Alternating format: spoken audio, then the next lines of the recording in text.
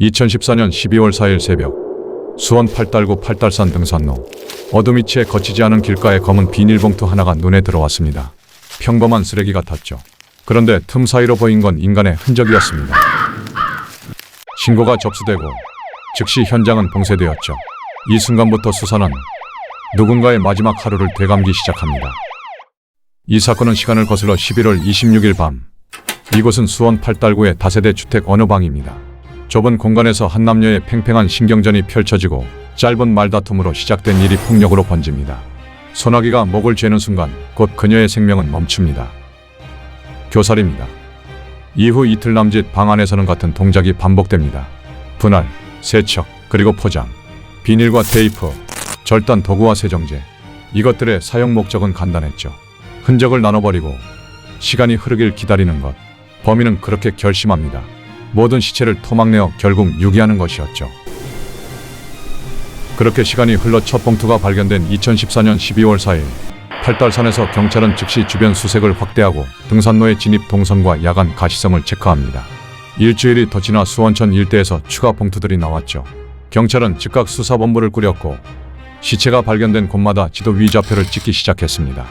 점들이 선으로 이어지면서 범인의 이동을 확인하는 것이었죠. 차로 접근 가능한 지점, 도보로 빠르게 빠질 수 있는 골목, 조명이 약한 시간대, 유기 가능한 시간창은 좁아졌습니다. 그렇게 경찰의 수사는 3개의 톱니로 돌아갔습니다. 첫째, 실종대죠.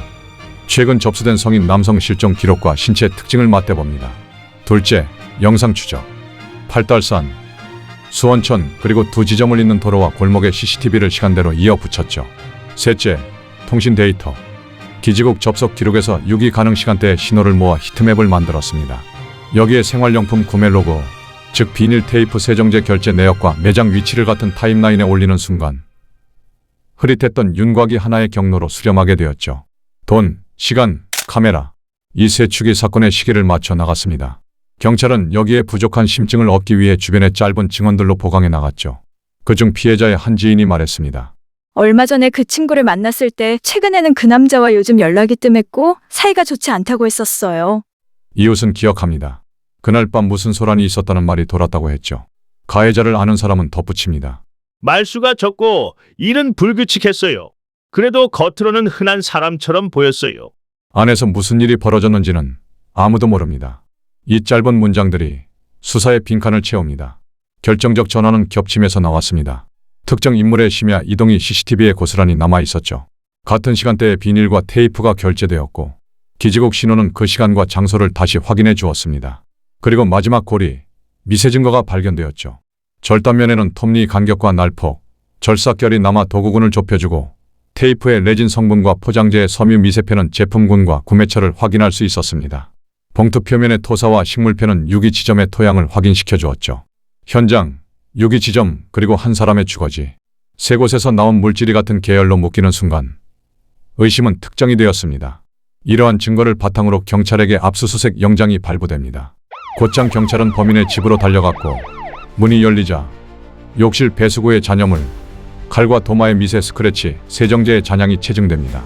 이러한 결정적인 증거를 확보한 경찰은 외부에서 수거된 입자와 성분이 일치한다는 결과를 얻게 되었죠. 드디어 범인을 체포. 그의 이름은 박춘풍이었습니다. 드디어 범인 박춘풍의 신문이 시작되었습니다. 하지만 피해자는 우발적이었다고 주장했죠. 그날 말다툼이 있었던 것은 사실이지만 그저 단순히 밀치다 그렇게 됐다고 뻔뻔하게 말하는 것이었죠. 이에 조사관은 물었습니다. 사망을 확인한 뒤 왜 분할과 포장, 여러 지점 유기를 했나요? 범인의 대답은 짧았습니다. 그때는 어떻게든 뭐든 해야 할 것 같았어요. 하지만 말보다 강한 것은 물증입니다. 교살이라는 직접적 수단, 사후 처리의 반복성과 체계성, 분산된 유기. 이 세 가지는 우발 주장을 약하게 만들었죠. 지금까지 수사의 과정을 살펴보면 팔달산의 첫 발견 지점은 보행 접근성이 높은 구간, 수원천의 추가 발견 지점은 야간 이동이 용이한 구간, 봉투에서는 포장 흔적과 테이프 잔사가, 표면에서는 토사와 식물편이 확인되었습니다. 수거 시각과 부패도의 차이를 비교하면 유기 순서가 거꾸로 그려졌죠. 발견 지점 사이의 거리와 시간대, 접근로를 합치면 범인의 행동이 반복 패턴으로 드러나게 됩니다. 준비, 이동, 유기, 회기. 같은 리듬이 며칠 동안 계속됐습니다. 드디어 박춘풍의 재판이 진행되던 날, 재판의 쟁점은 명확했습니다. 고의와 계획성. 검찰은 교살의 직접성, 사후 처리의 반복과 분산 유기를 들어 강한 범위의 지속을 주장했습니다. 변호 측은 일관되게 우발을 주장했지만 법원은 행위 전후의 정황을 종합했습니다. 드디어 내려진 그의 판결은 무기징역. 이를 받아들이지 않은 박춘풍은 항소를 진행했지만 상급심에서도 그의 판결은 무기징역으로 유지되었죠. 사건의 법정 문장은 그렇게 닫혔습니다. 오랜만에 법원의 사이다 같은 판결이 났던 사건이었죠. 하지만 이 사건이 남긴 숙제는 분명합니다. 교차검증형 수사, 즉 CCTV와 기지국, 구매 로그와 미세 증거를 같은 타임라인에서 맞물리게 하는 방식이 유효하다는 점. 그리고 야간 공공장소, 특히 등산로와 하천변의 가시성과 순찰 동선을 다시 점검해야 한다는 요구.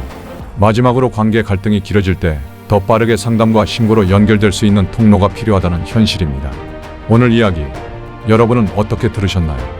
반드시 바뀌어야 한다고 생각하는 지점이 있다면 댓글로 남겨주세요. 도움이 되셨다면 좋아요와 구독 부탁드립니다. 다음 사건에서 검증된 사실로 다시 이어가겠습니다.